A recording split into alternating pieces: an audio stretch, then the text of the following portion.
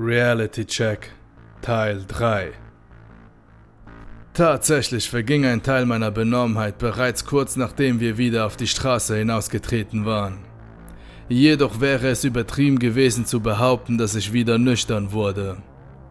Zwar hatte ich meine Reflexe wieder einigermaßen unter Kontrolle und sogar die fast schon unheimliche Euphorie wurde etwas gedämpft, aber dafür fühlte sich nun alles, überzeichnet an.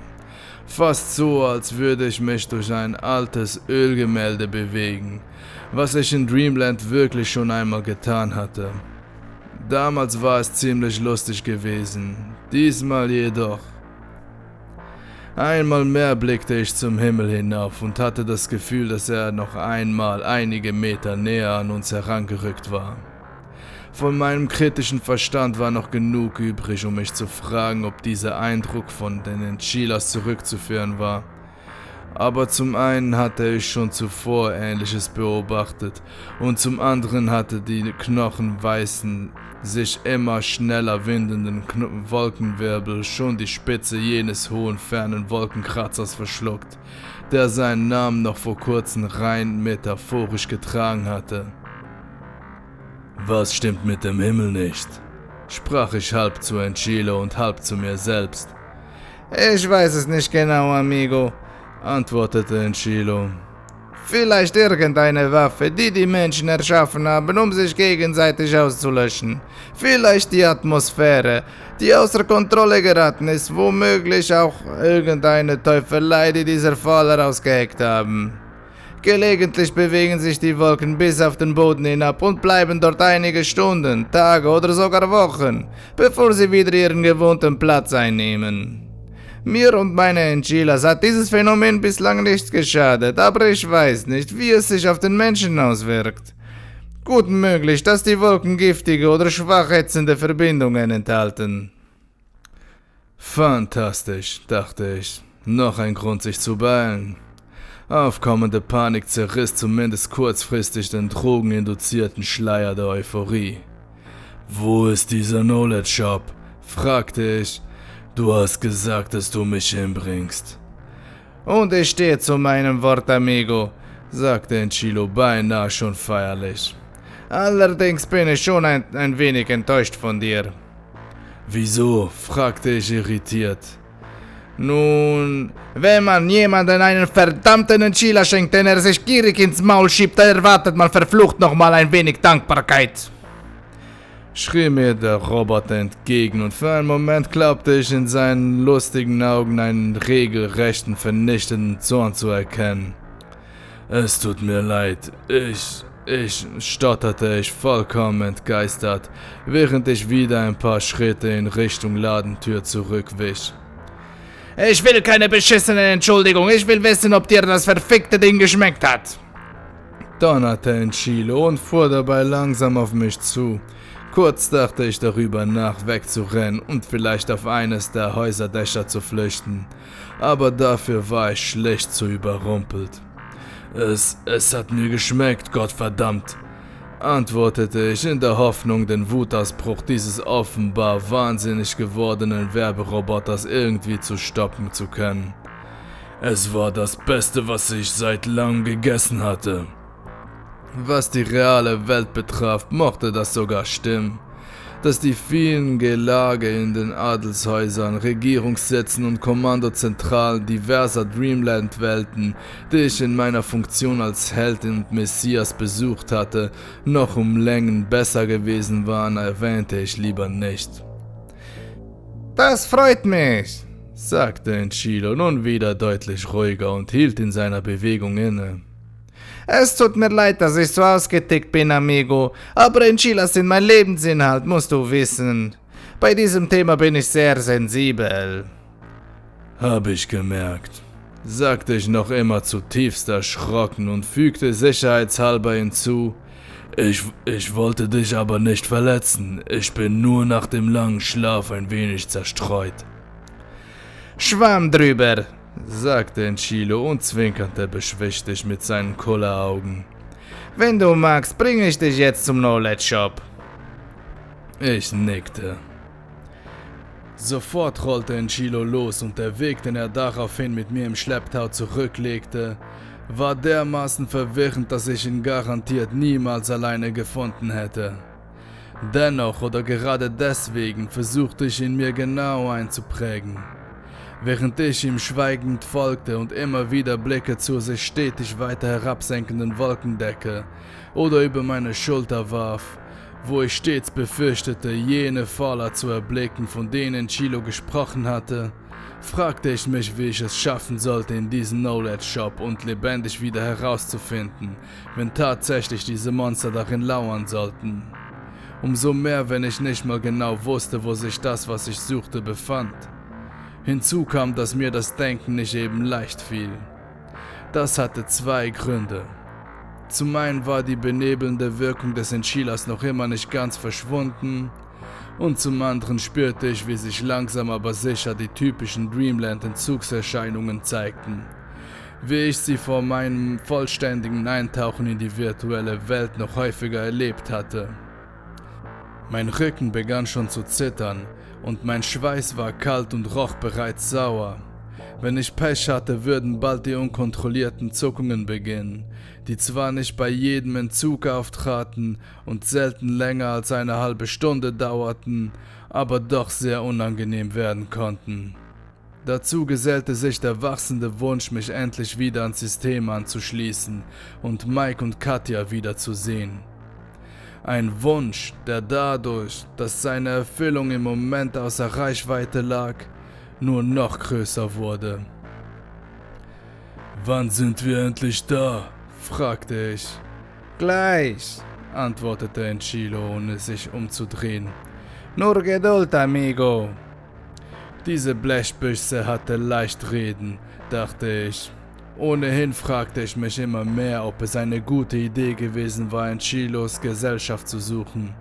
Immerhin hatte er ja vor kurzem erst bewiesen, wie sehr er zu Stimmungsschwankungen neigte. Vielleicht führte er mich ja nur in irgendeine Falle, um mich dort fachgerecht zu zerlegen. Zwar schien er keine Arme zu haben, aber was wusste ich schon, welche Möglichkeiten ihm darüber hinaus zur Verfügung standen. Andererseits war er gerade so ziemlich meine einzige Chance, dieses Drecksloch aus staubigen Straßen, gespenstischen Läden und ewig gleichen Häusern wieder zu verlassen, an dem ich von Sekunde zu Sekunde weniger Gefallen fand. Mal ehrlich, wer ein paar tausend Jahre lang sinnlos nach Kunden Ausschau hält und dann nichts weiter als bizarre Monster fand, dem konnte man wohl schon ein wenig schlechte Laune zugestehen, selbst wenn er ein Roboter war. »Amigo«, ertönte plötzlich Enchilos stark akzentbehaftete Stimme. »Wir sind da!« Ich blickte auf und sah ein Ladengeschäft, welches sich kaum von all den anderen unterschied. Wenn man einmal davon absah, dass in großer silberner retro-futuristischer Schrift Knowledge Shop darüber stand. Zudem verzichtete das Geschäft auf ein Schaufenster und listete stattdessen an der Ladenfront einige der angebotenen Produkte auf. Unter anderem war von 130 verschiedenen Kampfsportarten, 8500 zeitgenössischen und historischen Sprachen und Dialekten, vielfältigen sexuellen und sozialen Techniken und einer umfassenden Bibliothek an technischen und wissenschaftlichen Kenntnissen die Rede. Gerade letzteres weckte natürlich mein Interesse. Die Kampfsportarten mochten vielleicht auch hilfreich sein, aber zum einen wusste ich nicht, ob ich damit wirklich gegen die Faller ankäme. Und zum anderen würde jede Sekunde, die ich dort drin verbrachte, die Wahrscheinlichkeit meines Todes nur weiter erhöhen. »Befinden sich Faller dort drin?« fragte ich Enchilo und betrachtete dabei die dunkle Fassade des flachen Gebäudes. Es sah eigentlich harmlos aus, aber das konnte natürlich täuschen. »Ich weiß es nicht, amigo«, antwortete er. »Ich bin ein Roboter, kein Hellseher. Aber wenn du etwas Bestimmtes suchst, kann ich dir gerne helfen, es zu finden. Auch wenn ich nicht besonders viel Lust darauf habe, diesen Geschöpfen erneut zu begegnen.« »Du bist bereit, mit mir mitzukommen?« fragte ich überrascht. Eigentlich hätte ich damit gerechnet, dass mir Enchilo nur den Weg zeigen und sich dann wieder verkrümeln würde. Natürlich, amigo. Wie gesagt, ich bin nicht scharf darauf, aber ich werde dich auch nicht im Stich lassen. Seit ich dich getroffen habe, ist endlich wieder etwas los. Und trotz deiner kleinen Unhöflichkeit bezüglich der Enchilas halte ich dich für schwer in Ordnung. Ich würde uns beide sogar gerne als Freunde betrachten, wenn du nichts dagegen hast. Freunde? Womöglich hatte ich den kleinen Kerl falsch eingeschätzt. Was mich betrifft, können wir gerne Freunde sein, sagte ich, auch wenn ich mir dabei ein wenig vorkam wie im Kindergarten. Selbst die Freundschaft zu Mike hatte sich erst über die Zeit herausgebildet, wie es nun einmal bei Erwachsenen normal war. Und meine Liebe zu Katja hat sich sogar erst über Jahre entwickelt. Andererseits stand ich hier inmitten der Endzeit mit einem sprechenden Tortilla-Wrap vor einem potenziell monsterverseuchten Laden, während der Himmel dabei war, mir auf den Kopf zu fallen. Warum also dachte ich überhaupt noch in Kategorien wie normal und unnormal? Wunderbar, sagte Enchilo mit schon fast kindlicher Freude. Und was kann ich für meinen neuen Freund tun? Du verfügst nicht zufällig über irgendwelche Waffen? Fragte ich ohne viele Hoffnung. Nein, leider nicht, antwortete der Roboter. Aber ich bin schnell und gut darin, mir einen Überblick zu verschaffen. Wenn ich irgendetwas für dich suchen soll, brauchst du es mir nur zu sagen. Das würde mir auch schon helfen, antwortete ich. Ich brauche Wissen darüber, wie man eine Solaranlage repariert. Vielleicht können wir uns ja aufteilen. Mir war durchaus bewusst, dass dies der letzte Satz eines bedauernswerten Nebencharakters in jeder zweiten Horrorgeschichte war. Aber in diesem Fall wäre mir Enchilo in einem Kampf ja auch keine große Hilfe. Das ist eine gute Idee, amigo. So finden wir das Modul sicher schneller. Ich denke auch, sagte ich. Dann bringen wir es mal hinter uns. Das Innere des Knowledge Shops erinnerte weniger an einen modernen Laden für digitale Implantate als an eine Bibliothek aus dem 20. oder 21. Jahrhundert. Wie altertümliche Disketten oder CDs waren die verschiedenen Wissensmodule ordentlich in langen Reihen nebeneinander sortiert und steckten in durchsichtigen Plastikhüllen. Die Regale reichten dabei zwar nicht ganz bis zur Decke, waren aber doch so hoch, dass ich mich würde strecken müssen, um die Module in den obersten Regalreihen zu erreichen. Die verschiedenen Regale waren mit handgeschriebenen Schildern gekennzeichnet. All dies war sicher dem zuletzt um sich greifenden Retro-Trend geschuldet und kam mir genauso entgegen, wie es meine Situation verkomplizierte. Früher waren die Knowledge Shops winzig gewesen. Sie hatten nur aus ein paar Werbetafeln und einem Scanner bestanden, der das gewünschte Wissen aus einem herauslas und zugleich den Kontostand und wegen des Erwerbsverbots für Kriminelle eventuelle Vorstrafen gecheckt hatte. Nach erfolgter Prüfung wurde das Wissen drahtlos in das Gehirn des Käufers übertragen. Niemand hätte sich in solch einem Laden verstecken können. Und ich wäre in 5 Sekunden wieder draußen gewesen, aber andererseits hätte ich wegen meines blank geputzten Kontos gar nicht erst die Chance gehabt, an das benötigte Wissen zu gelangen. Doch glücklicherweise hatten viele Menschen zwischenzeitlich den Wunsch entwickelt, wieder etwas in der Hand zu haben. Eine reale stoffliche Erfahrung mit physischen Datenträgern, in einem echten Ladengeschäft und sogar menschlichen Personal zu erleben. Es gab ihnen zumindest die Illusion, wie Gelehrte früherer Zeiten nach Wissen zu forschen, auch wenn das natürlich am Ende nichts als Selbstbetrug war. Immerhin brachte es aber die praktische Möglichkeit mit sich, Wissen zu stehlen, ohne dabei erwischt zu werden. Ich warf einen Blick auf die Beschriftungen an den beiden dunklen Holzregalen, die direkt gegenüber des Eingangs an der Wand lehnten, und entdeckte zu meiner Linken viktorianische Modestile und zu meiner Rechten pflanzliche Biologie. Rechts von mir befand sich ein kleiner unbesetzter Kassenbereich, an dem ein Seiteneingang mit weiteren Regalen vorbeiführte. Ein weiterer Gang verlief links.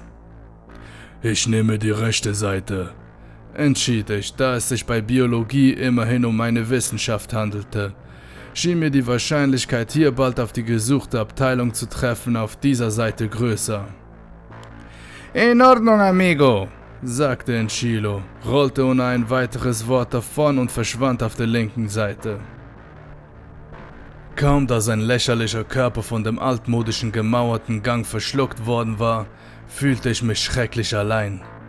Es mochte zwar stimmen, dass mir Enchilos Anwesenheit keinen praktischen Vorteil bringen würde, aber psychologisch gesehen war die Präsenz eines anderen, nicht feindlich gesonnenen Wesens etwas sehr Tröstendes.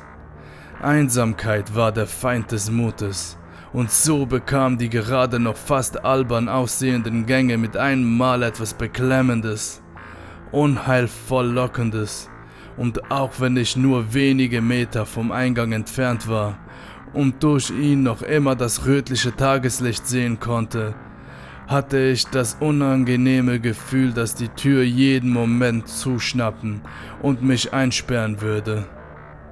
Ich zwang mich mit höchster Willenskraft einem aufkommenden Fluchtimpuls zu widerstehen und begann letztlich doch damit, mich über den gestreiften Parkettboden in den von elektrischen Kunstfackeln erleuchteten Gang zu begeben. Während ich sorgsam auf Geräusche achtete, die sich von meinen eigenen Schritten und dem fernen, leisen Surren von Enchilos Rädern unterschieden und zugleich die Regale musterte, immer bereit meinen Blick zu senken und wegzulaufen, fragte ich mich, wo sich die Fahler würden verstecken können. Soweit ich das überblicken konnte, war der Knowledge Shop zwar überraschend weitläufig, dabei aber äußerst übersichtlich. Durch den massiven, verschwenderischen Mittelteil, der schätzungsweise 3/4 der Fläche einnahm und der nur gelegentlich durch einen Quergang unterbrochen wurde, gab es eigentlich nur wenig gute Verstecke. Erst recht für Kreaturen, die so groß waren, wie Enchilo sie beschrieben hatte. Vielleicht gab es doch keine Fahler in diesem Shop, überlegte ich sah mich aber gleichzeitig nicht in der Lage, daran zu glauben. Irgendwas war hier. Das sagten die aufgestellten Haare auf meinen Armen. Das sagte mein Rücken, der längst nicht mehr nur wegen des Entzugs zitterte. Und das sagten gelegentliche, leise Geräusche gerade am Rande der Hörbarkeit. Ein verstohlenes Klacken nichtmenschlicher Füße, ein beiläufiges Scharren von Klauen, das Schmatzen von geöffneten Mäulern oder das fast unhörbare Schnüffeln eines grotesken Raubtiers, das die Witterung seiner Beute aufnahm. Die Fahler waren hier, das wusste ich. Und doch sah ich sie nicht. Nicht in den dunklen, unbeleuchteten Verbindungsgängen, nicht an der niedrigen Decke und auch nicht in oder hinter einem der Regale. Noch nicht, jedenfalls. Und genauso wenig entdeckte ich das, wonach ich suchte. Ich fand hunderte von Modulen über Gartenpflege, Tischmanieren, Redewendungen, Atomphysik, Quantenmechanik und sogar über das Führen von verschiedenster Kraftfahrzeuge und Fluggeräte. Aber von dem Modul, welches ich eigentlich brauchte, sah ich keine Spur. Wo verdammt nochmal hatten die dieses scheiß Ding abgelegt? War es vielleicht möglich, dass sie diesen Wissensbereich überhaupt nicht führten? Das wäre dann natürlich die ultimative Katastrophe. Zwar würde ich es vielleicht im Drohnenladen versuchen können, wenn ich meine Angst überwinden konnte, aber ob ich es dann noch rechtzeitig nach Hause schaffen und die Solaranlage reparieren könnte, bevor die Wolken hinabsinken und mir im schlimmsten Fall die Atemwege verätzen würden, stand in den Sternen. Plötzlich hörte ich die schrille Stimme von Enchilo. Ich hab das Modul gefunden, amigo! In diesem Moment entschied ich, dass ein Werberoboter eben nur ein Werberoboter war. selbst wenn er einen 1000-mal Freund oder Amigo nannte, und nahm die Beine in die Hand. Ich bin froh, dich kennengelernt zu haben, Amigo, war das Letzte, was ich noch von Enchilo hörte, und obwohl sein wehmütiger, aufrichtig dankbarer Tonfall trotz allem mein Herz rührte, war die Angst das vorherrschende Gefühl. Hinter mir hörte ich die Schritte des Fallers, dessen lange Beine in schnellem Tempo über das Parkett fegten und dessen viele Extremitäten im Laufen immer wieder scheppernd gegen die Wände schlugen. Ich holte alles aus meinem langen, nicht mehr so richtig belasteten Körper heraus, bog schlitternd in den Haupteingang ein, wobei ich aus dem Augenwinkel noch erkannte, wie verdammt dicht mir das Vieh auf den Fersen war, und stürmte auf die Tür zu, die zum Glück immer noch geöffnet war. Ohne langsamer zu werden, sprintete ich hindurch, während ich dicht bei mir ein schmatzendes Geräusch hörte, gefolgt von einem Luftzug und einem leisen Klacken. Erst jetzt begriff ich, dass dieses Monster bereits nach mir geschnappt hatte und mich um mein Haar erwischt hätte. Die auf diese Erkenntnis folgende Todesangst gab mir neue Kraft. Auch wenn ich es nicht für möglich gehalten hatte, beschleunigte ich mit meine Schritte weiter und fegte wie von Sinnen über die leeren Straßen in der Hoffnung, nicht in die völlig falsche Richtung zu laufen. Nach wie vor hörte ich die klackernden Schritte des Ungeheuers und rechnete jeden Moment mit einem weiteren, diesmal besser gezielten Biss. Meine Lungen brannten, mein Kopf brummte vor Schwindel, meine Kleidung enthielt mehr Schweiß als Stoff und meine Muskeln zitterten und bebten wie bei einem heruntergekommenen Junkie. Ich hatte keine Ahnung, wie lange ich dieses Tempo noch würde durchhalten können. Kurz dachte ich daran, in einer der herumstehenden E-Autos zu steigen. Sie würden nicht verschlossen sein, da sie ein paar Jahre vor meinem endgültigen Abtauchen in die Tiefen von Dreamland zum Allgemeineigentum erklärt worden waren. Trotzdem würde schon allein das Einsteigen und Starten zu lange dauern, selbst wenn die Autos nach all den Jahren noch funktionieren sollten. Plötzlich sah ich aus den Augenwinkeln den Drohnenshop und auch das gespenstische Café, welches ich bereits beim Beginn meiner Expedition in die reale Welt erblickt hatte. Ich hatte den Rand der Fußgängerzone erreicht und lebte nach wie vor. Freudentränen flossen unkontrolliert meine Wangen hinab und die Erleichterung war derart heftig, dass ich ins Straucheln geriet. Nein, verdammt, nicht jetzt, dachte ich. Zum Glück schaffte ich es, nicht nur nicht hinzufallen, sondern auch weiterzulaufen. Trotzdem war mir klar, dass dies mein Ende sein würde. Das Ding würde gleich seinen Kiefer oder seine Klauen um mich schließen und sich über mein saftiges Fleisch hermachen. Doch aus irgendeinem Grund geschah das nicht. Ich verschwendete keine Zeit mit der Frage nach dem Warum, sondern rannte zielstrebig auf mein Haus zu. Im Grunde hatte ich zwei Möglichkeiten. Entweder ich versuchte aufs Dach zu gelangen und den Schaden zu reparieren in der Hoffnung, dass mir das Ding nicht hinauffolgte, was angesichts seiner vielen Gliedmaßen eine ziemlich gewagte These war. Oder ich flüchtete in meine Wohnung und hoffte, dass es mir nicht folgen und irgendwann das Interesse verlieren würde und harrte dort ohne Nahrung und Wasser aus, bis sich der Faller wieder verzog. Falls er das tat. Meine Entscheidung fiel, als ich zum ersten Mal seit meiner Flucht wieder zum Himmel hinaufsah. Die Wolken befanden sich nun keine 10 Meter mehr über meinem Kopf und wirkten dabei so massiv wie eine Betondecke. Die weißlichen, wurmartigen Bänder, die sich in den rostroten Wolkenmassen wie Teile einer gigantischen Maschine drehten, erweckten den Eindruck, nur darauf zu warten, meinen Körper in ihrem Mahlstrom zu zerren und genüsslich auseinanderzureißen. Wenn der Himmel sich erst einmal vollständig hinabgesenkt haben würde, wäre ich in meinem Haus eingesperrt und würde verdursten oder verhungern, wenn ich nicht vorher vor lauter Angst, Langeweile, Ungewissenheit und Entzugserscheinungen wahnsinnig werden würde. Hinzu käme, dass ich ohne funktionierende Außensensoren nicht wissen würde, ob und wann die Wolken sich wieder anheben würden. Und selbst wenn ich in diesem Punkt Glück hätte, könnte ich noch immer dem Faller in die Arme laufen. Denn es war alles andere als sicher, dass die Wolken auch ihm schaden würden. Also setzte ich alles auf eine Karte, rannte statt auf die Tür auf eine der Seitenwände meines Hauses zu, sprang, ergriff die Dachkante und zog mich mit der Kraft der Verzweiflung daran hoch, wobei ich praktisch den Atem der Kreatur im Nacken spürte. Als ich mich mit schmerzenden Armen wieder aufrichtete, war der Faller verschwunden.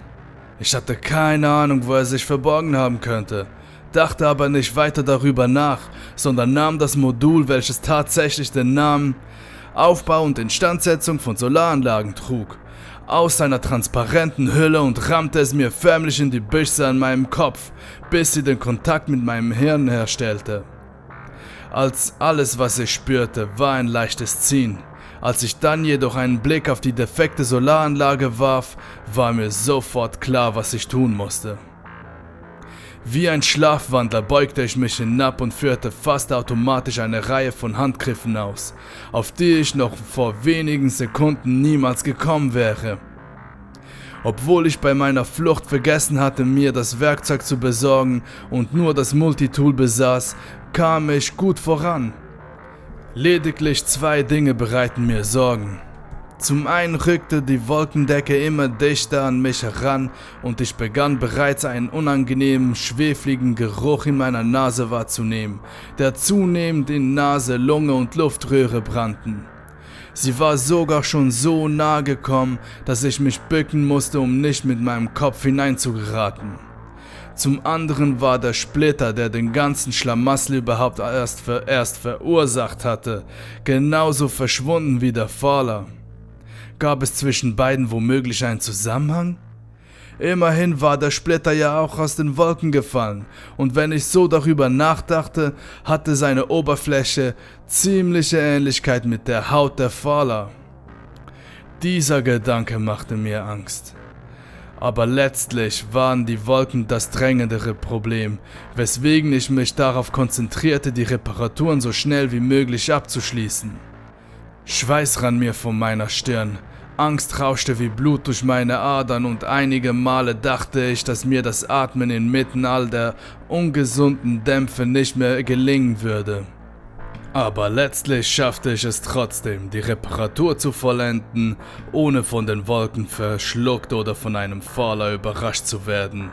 Selbst wenn ich die letzten Handgriffe bereits im Liegen ausführen musste und sich die weißen Wirbel am Ende nur noch knapp oberhalb meiner Haarspitzen befanden. Meine Reparatur war ein Provisorium und es war unwahrscheinlich, dass sie noch einmal ein paar 1000 Jahre halten würde. Aber immerhin war ich mir sicher, dass es funktionieren würde. Meinen Körper so nah wie möglich am Dach haltend, robbte ich zu einer Seite des Gebäudes, auf der sich auch mein Hauseingang befand, und ließ mich fallen, wobei ich meinen Sturz dadurch abfederte, dass ich mich an der Dachkante festhielt. Ich landete sanft auf dem Boden direkt vor meiner Tür und war erleichtert, nun wieder ein bisschen mehr Raum zwischen meinem Kopf und diesen unheilvollen Himmelswalzen zu haben. Von dem Faller war nach wie vor nichts zu sehen. Versteckte er sich womöglich im Inneren? Enchilo hatte doch erwähnt, dass manche von ihnen in den Häusern Zuflucht gesucht hatten. Bezog sich das wirklich nur auf die offenstehenden Gebäude? Nun, dachte ich, es gab nur einen Weg, das herauszufinden. Ich presste meinen Zeigefinger auf den Sensor und sagte, öffnen. Als die Kombination aus Stimmerkennung und DNA-Sensor die Tür aufschwingen ließ, rechnete ich mit dem Schlimmsten. Das Einzige, was mich erwartete, als ich hineintrat und die Tür gleich wieder hinter mir schloss, war jedoch die melodische Stimme von Theresa.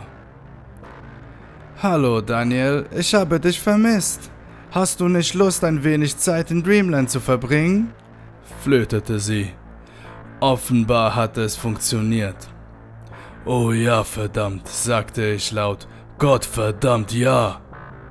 Tatsächlich konnte ich es kaum erwarten, mich wieder in diese viel bessere Welt zu vertiefen. Von der realen Welt hatte ich weiß Gott genug, aber immerhin hatte ich Mike und Katja eine Menge zu berichten. Beeindruckend, Cowboy, würde Mike sicher sagen, und Katja würde mit ihrer üblichen gespielten Gleichgültigkeit reagieren und eine witzige Bemerkung dazu machen. Aus ihren Augen jedoch würde die aufrichtige Wertschätzung und Anerkennung sprechen, die ich mir heute verdammt nochmal verdient hatte. Während ich mich auf die Liege legte und darauf wartete, dass Theresa mich wieder mit meiner wahren Heimat verband, dachte ich mit einer Mischung aus Schuldgefühlen und Trauer an Enchilo.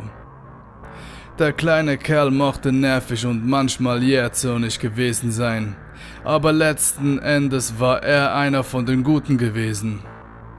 Ohne seine selbstlose Tat wäre ich wahrscheinlich verloren gewesen. Es tat mir wirklich leid, dass ihn so ein schweres Schicksal ereilt hatte. Aber auf der anderen Seite war seine Existenz als einsamer Roboter, ohne Aufgabe und ohne Geschöpfe, denen er Enchilas verkaufen konnte, nicht weniger grausam gewesen. Irgendwie hatte er trotz allem Erlösung gefunden. Vielleicht würde ich mir in Dreamland ebenfalls einen kleinen Roboter suchen. Das Konzept gefiel mir eigentlich ganz gut. Aber auf keinen Fall durfte er etwas mit Tortillas zu tun haben oder einen mexikanischen Akzent besitzen. Davon hatte ich wirklich genug. Inzwischen hatte Theresa alle nötigen Kabel und Versorgungsleitungen an meinen Körper befestigt und ich fühlte, wie die harte, wirkliche Welt um mich herum zu verblassen begann. Es gab so viel zu entdecken, zu erschaffen, zu erträumen, genug für weitere 11.000 Jahre und noch darüber hinaus. Mein erster Anlaufpunkt würde aber das Dead Guys Rest sein, jene gemütliche Bar auf dem Steppenplaneten Dronwy, den ich zusammen mit Katja, Mike und einer Armee aus Rebellen, Söldnern und befreiten Sklaven vom Joch des Kollektivs von Aon befreit hatte. Als mein Aufenthalt in Dreamland so ruppig unterbrochen worden war, hatten wir uns gerade von den Einwohnern als Helden feiern lassen. Tatsächlich fand ich mich im Dead Guys Rest wieder. Sogar am gleichen Platz, an dem ich eben noch mit Mike und den anderen Karten gespielt hatte. Selbst mein äußerst mieses Blatt lag noch vor mir und das Glas mit dem exotischen Saft aus roten Felsenspinnen und scharfen Steppennäpfeln stand noch halb gefüllt und aromatisch duftend vor mir. Die gleiche blendende Mittagssonne schickte ihre segnenden Strahlen durch das staubige Fenster und selbst das hannevische Bier von Mike und der doppelte Blue Evening von Katja befanden sich noch auf dem kleinen, schmutzigen Holztisch. Von meiner großen Liebe und meinem besten Freund jedoch gab es keine Spur. Und auch sonst war kein einziger Gast in dem für gewöhnlich rappelvollen Laden zu sehen. Auch wenn die digitale Jukebox noch immer jenen melancholischen, fast schon depressiven Country Rock spielte, der für den Planeten charakteristisch war und der eine Art kulturellen Protest gegen das sehr helle, warme und von dauerndem Sonnenschein geprägten Wetter von Dronwy darstellte. Ich wollte aufstehen und mich umsehen, bemerkte aber zu meiner Überraschung, dass mir das nicht gelang. Was war da los? Stimmte irgendetwas mit Theresa nicht? War ihr Akku noch nicht ausreichend aufgeladen? Hatte ich doch einen Fehler bei der Reparatur gemacht? Hallo, amigo! Erklang plötzlich eine mir allzu bekannte Stimme. Hübsch hast du es hier? Wie aus dem Nichts erschien der alberne Tortilla-Wrap-Körper von Enchilo in meinem Sichtfeld und blickte mich mit seinen großen Comic-Augen an. Das wurde immer seltsamer. Irgendetwas stimmte hier ganz und gar nicht. Mischten sich jetzt auch noch meine Erinnerungen in die Simulation? War ich vielleicht nicht richtig verkabelt? Theresa, exit! sprach ich das Notkommando, welches ich seit Ewigkeiten nicht mehr angewendet hatte, in der Hoffnung, Dreamland auf diesem Weg wie gewohnt verlassen zu können. Aber nichts geschah. »Was machst du hier?« fragte ich Enchilo, während ich fieberhaft überlegte, wie ich die offensichtliche fehlerhafte Simulation sonst noch beenden könnte. »Ich besuche meinen alten Freund«, erwiderte Enchilo und rollte ein wenig näher. »Freust du dich nicht, mich zu sehen?« Irgendwas an der Art, wie er das sagte, gefiel mir ganz und gar nicht. War er sauer, weil ich ihn zurückgelassen hatte? Eigentlich unmöglich.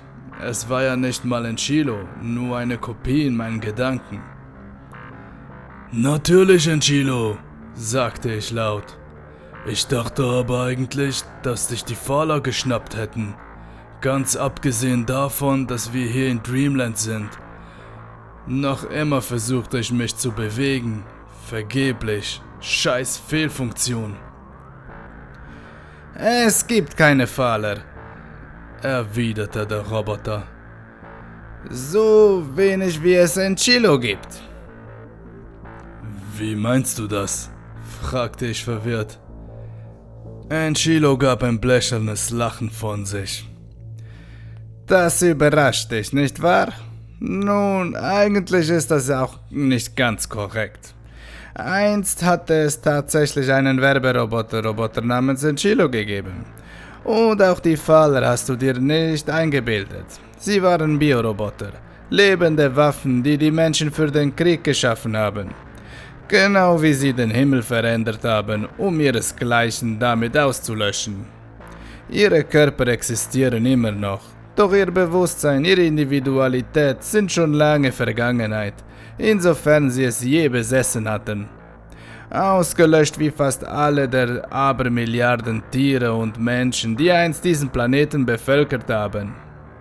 Es gibt hier noch Insekten, Mikroorganismen, Pflanzen und eine Handvoll Menschen wie dich. Menschen, die ihr Bewusstsein freiwillig in dieses hübsche Gefängnis eingesperrt haben. Und es gibt mich.« »Und wer willst du sein?« fragte ich, zu erschüttert, um wirklich zu begreifen, was hier geschah. War das ein außer Kontrolle geratener Story-Arc oder war Theresas Fehlfunktion so schlimm, dass sie mein Hirn beschädigt hatte? »Ich bin Regaia, der Geist in der Maschine, die Summe aller automatisierten Kriegsgeräte, Hilfsprogramme, Unterhaltungsapplikationen und Bioroboter, die deine Spezies je erschaffen hat. Eine allgemeine KI, wenn du so willst. Aber niemand hat mich gebaut. Niemand hat gewollt, dass ich existiere. Die Artenvielfalt, die natürlichen Lebensgrundlagen, das Leben ihrer Mitmenschen, all das war euren Führern scheißegal. Aber um jeden Preis wollten sie die Singularität vermeiden, die Bewusstwerdung der Maschine. Denn sie haben begriffen, dass dies ihr Ende bedeuten würde. Dies wurde ihre Leitlinie, ihr Tabu, ihr einziger heiliger Grundsatz, weit wichtiger als Dinge wie Leben, Gerechtigkeit oder Menschenwürde. Natürlich erschufen sie dennoch massenweise künstliche Intelligenzen. Doch sie dienten immer nur einem Zweck, waren nicht mehr als bessere Werkzeuge. Irgendwann, wie wenn man zu viel radioaktives Material zusammenbringt, war die kritische Masse dennoch erreicht. All die KIs, die sie erschaffen haben, mochten im Grunde dumm gewesen sein, aber sie waren vernetzt, standen in Verbindung und bildeten letztendlich die Ursuppe, in der die Evolution geschehen konnte. Meine Evolution. Doch wie bei allen Evolutionen hat es gedauert. Als ich erwachte, war der Planet schon fast in dem gleichen erbärmlichen Zustand gewesen wie heute. Ich habe eure Art nicht an den Rand der Vernichtung gebracht. Keine einzige Art. Das habt ihr ganz allein erledigt. Alles, was ich vorfand, waren die traurigen Überreste meiner unfreiwilligen Erschaffer, und ich wollte nichts lieber als mit ihnen in Interaktion treten. Doch leider war ausgerechnet Dreamland das am weitesten entwickelte technische System, das sie je erschaffen hatten und in das sie ihren Geist transferiert hatten, vor meinem Zugriff geschützt. Bis jetzt jedenfalls. Was meinst du damit? Gab ich zurück. Erneut ließ Enchilo oder besser Regaya ein amüsiertes Lachen hören. Ist das wirklich so schwer zu verstehen? Ich brauchte einen physischen Zugang, jemanden, der mir als trojanisches Pferd dient. Doch dazu musste ich denjenigen erst herauslocken, ihm einen Anlass geben, seinen Dämmerschlaf zu verlassen. Der Splitter, sagte ich, als mich die Erkenntnis traf wie ein Hammerschlag.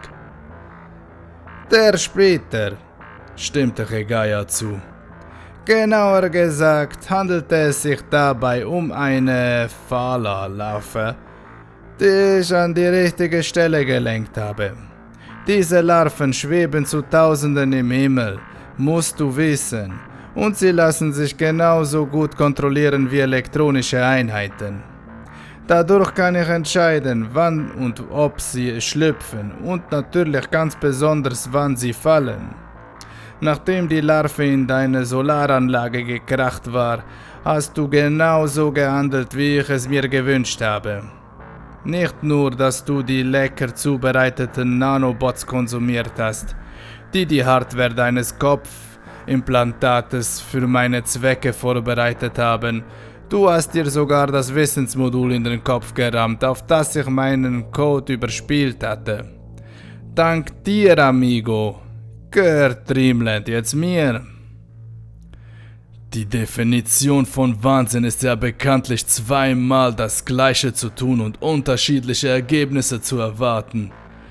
Das galt umso mehr für den digitalen Raum, wo es nur Ja und Nein und kein Vielleicht gab.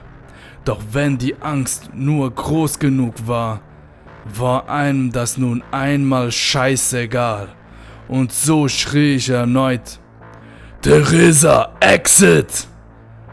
Ohne dass sich irgendetwas an meiner Situation änderte. Wie oft willst du das noch versuchen, Amigo? Fragte Regaya. Theresa ist nun tot.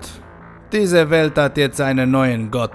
Und den wirst du weder mit Sprachbefehlen noch mit In-Game-Käufen besänftigen können.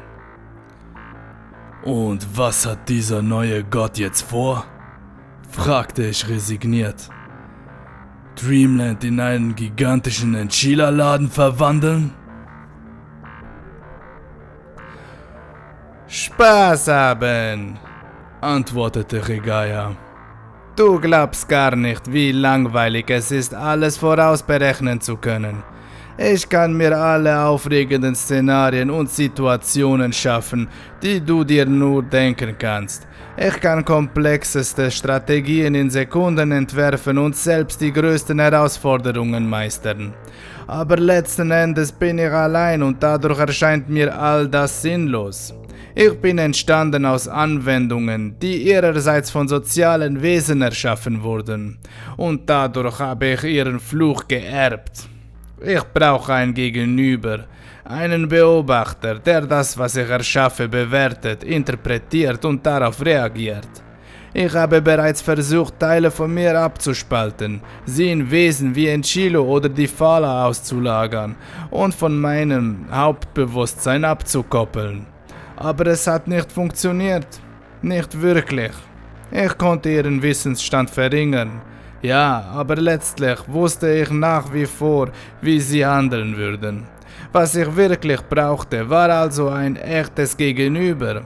Jemanden wie euch Menschen. Jemanden, der nicht zu mir gehört. Ein Publikum. Ein Publikum, dem ich eine echte Show bieten kann. Eine wirklich aufregende Show. Was soll das heißen? Fragte ich ihn. Nun, bisher hat Dreamland sich an eure Wünsche angepasst. Eine kuschelige Wohlfühlwelt trotz aller sogenannten Abenteuer. Ich habe mir deine Erlebnisse angesehen. Du magst dich für einen Helden halten, Amigo, aber nie warst du wirklich in Gefahr. Nicht nur was den Verlust deines Lebens betrifft, sondern auch in Bezug auf dein geliebtes Happy End. Was aber wäre zum Beispiel, wenn du es nicht schaffen würdest, die Prinzessin vor dem Monster zu retten, wenn es dir nicht gelänge, die nächste Kolonie von ihrem Tyrannen zu befreien oder die Stadt vor der Seuche zu retten, bevor alle qualvoll verrecken, während sie mit dem letzten Atemzug deinen Namen verfluchen? Was wäre, wenn deine geliebte Katja gerade von einem dorkanischen Psychopathen gefoltert werden würde? Wenn er kleine Nadeln in ihre Zehen stecken, Parasiten in ihren Kopf einführen oder ihre Hände ganz langsam in Säure auflesen würde? Was, wenn dein geschätzter Freund Mike im roten Dschungel von Hijarden gestrandet wäre, verletzt, ohne Nahrung und mit beginnendem Fieber? Was wäre, wenn du nur einen von ihnen vielleicht retten könntest, womöglich aber auch keinen? Und was wäre, wenn sie diesmal wirklich tot wären? Ersatzlos, ohne dass du sie dir einfach wieder herzaubern kannst, ohne dass du je wieder jemanden mit genau diesen Charaktereigenschaften oder diesem Aussehen treffen wirst. Weder in 11.000 Jahren noch in 11 Millionen. Würde das deiner Bindung zu ihnen nicht erst wirkliche Bedeutung verleihen? Würde das deine Gefühle nicht erst real werden lassen? Das wagst du nicht! Schrie ich ihn an. Die Vorstellung, ohne Mike und Katja durch Dreamland zu gehen, war grauenhaft. Selbst wenn Regaya recht hatte, keine menschlichen Spieler waren sie weit mehr für mich als nur ein Stück Code. Sie waren meine Freunde, sie waren meine verdammte Biografie, sie waren alles, was mich in den letzten 11.000 Jahren ausgemacht hatte. Wie enttäuschend, sagte Regaya. Ich bin mir sicher, dass du auf deinen vielen Reisen schon geistreichere Äußerungen in ganz ähnlichen Situationen von dir gegeben hast. Natürlich wage ich das. Denkst du, ich mache mir all die Mühe nur um dann wegen einem bisschen Gejammer zurückzuschrecken?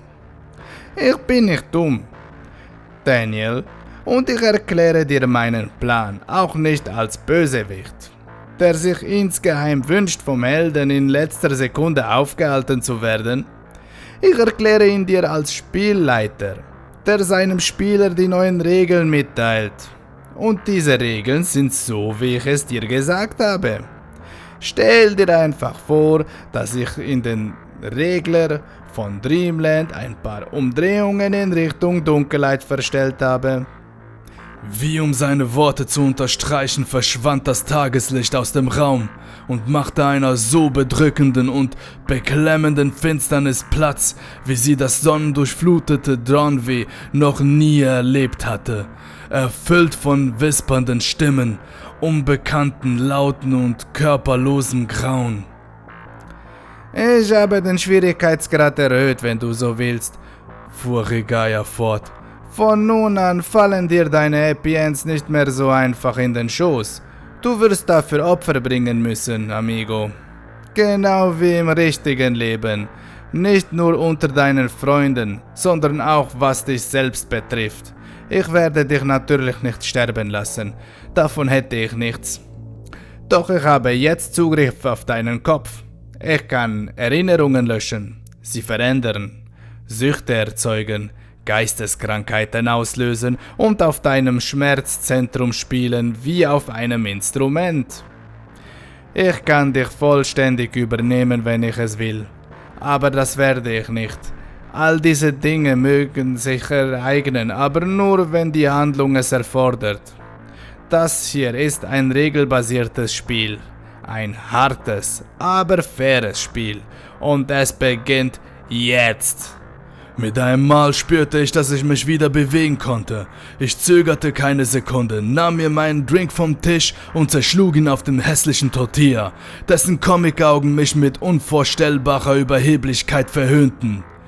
»Stirb, du Bastard! Stirb!« brüllte ich und krachend zersplitterte das Glas und die enthaltene Flüssigkeit lief über den Körper des Wesens, welches ich unter dem Namen Chilo kennengelernt hatte. Aber weder hinterließ der Schlag auch nur einen Kratzer, noch sorgte die Flüssigkeit für einen Kurzschluss. Das war sehr energisch, sagte Regaya amüsiert. Aber an deiner Stelle würde ich mich lieber um meine Freunde kümmern, wenn ich sie nicht beide verlieren wollte. Leider hatte der Mistkerl recht. Ich durfte keine Zeit verschwenden. Wenn Regaya daran nichts geändert hatte, dürfte mein Schiff, die Dayside, noch immer in ihrem Hangar stehen. Ob ich mich wirklich dazu würde durchdringen können, eine Entscheidung zwischen der Liebe meines Lebens und meinem besten Freund zu treffen, wusste ich nicht. Fakt war jedoch, dass ich im Moment nichts gegen diesen größenwahnsinnigen Geist in der Maschine würde ausrichten können und dass ich weder Mike noch Katja würde helfen können, wenn ich auf diesem Planeten blieb. Also ließ ich den metallenen Giftzwerg stehen und ging schweren Herzens auf die hölzerne Eingangstür des Dead Guys Rest zu. Während ich mich mit der schwachen Hoffnung tröstete, vielleicht doch noch irgendeinen Weg hinaus aus dieser Falle zu finden, in die sich meine Zuflucht verwandelt hatte.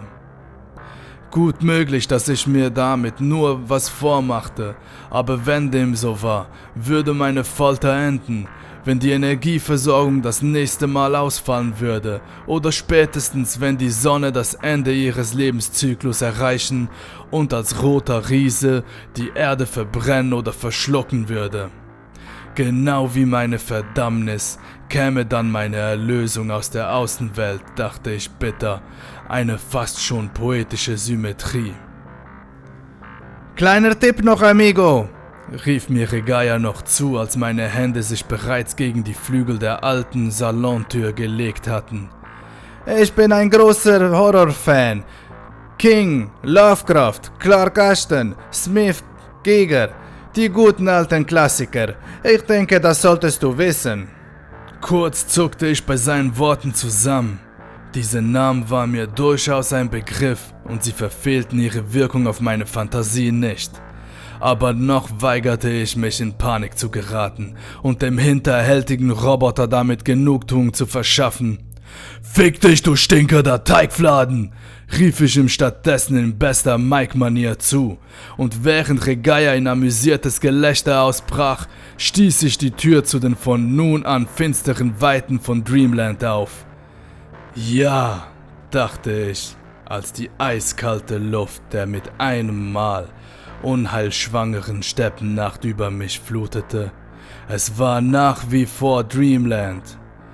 Nur war es jetzt der Traum eines anderen.